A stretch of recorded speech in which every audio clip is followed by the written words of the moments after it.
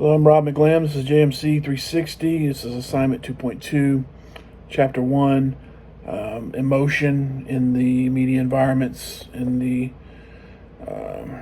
digital activities of the world. I always knew that emotions were something you wanted to express and something certainly that you wanted to elicit. Perspectives on emotion in this chapter go way with what are much have much more depth to it than I ever considered, and I'm surprised by that in a sense, and I'm also gratified in another sense. I'm surprised that digital media, social media, things like that, which really are young concepts, which really are still in the primitive stages, even though it's growing so quickly.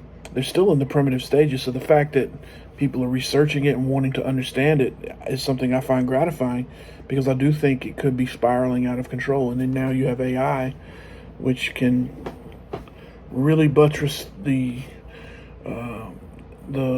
strength of people who want to spread misinformation or spread opinions as that are presented as though they're gospel, presented as though they're the truth. And that's a big worry of mine.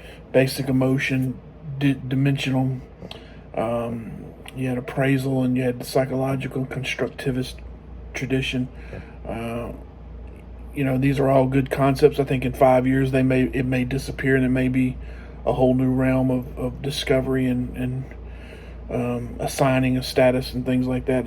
I'm not sure how meaningful they are at this moment. I think it's a good starting point, but it's sort of like, when you're looking to discover a cure for polio and you don't have the booster shot yet, you don't know about the booster shot. Well, what do you do? And right now, what's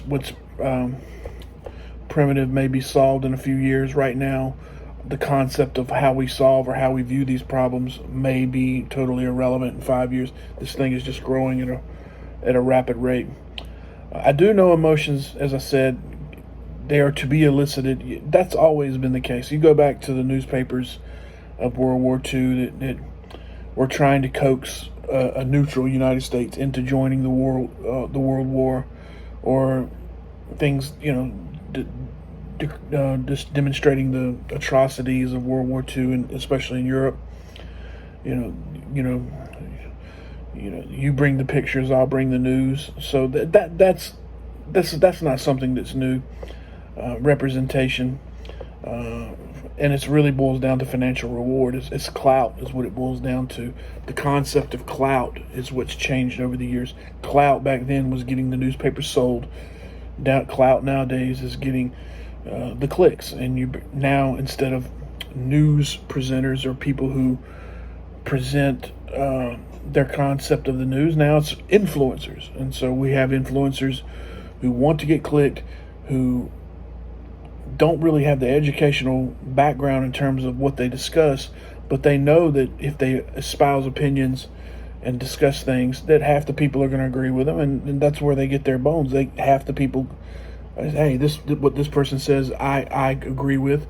I want to click it, and I want to see what they're having to do. And suddenly you have people who barely graduate high school, or big time influencers with podcasts and all that, and they're giving opinions, and people take it as if it's the opinion of someone who has studied it their whole lives, someone who has a doctorate, someone who has a real grasp of the issues, when really all it boils down to is just someone giving opinions that others agree with, and also doing it in a way that it creates the banter between those who disagree with it.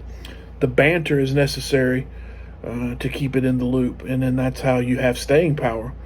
So that's probably the biggest emotion, or the biggest sell with the emotions, is creating that angst so that people disagree with you, whether it's a Stephen A. Smith or Skip Bayless or a Rush Limbaugh or whoever. People disagree with you, actually help you keep your clout, help you keep yourself in the fray, and help you down the road make more money and make more and gain more influence, I should say. So the emotional attachment to this is varied.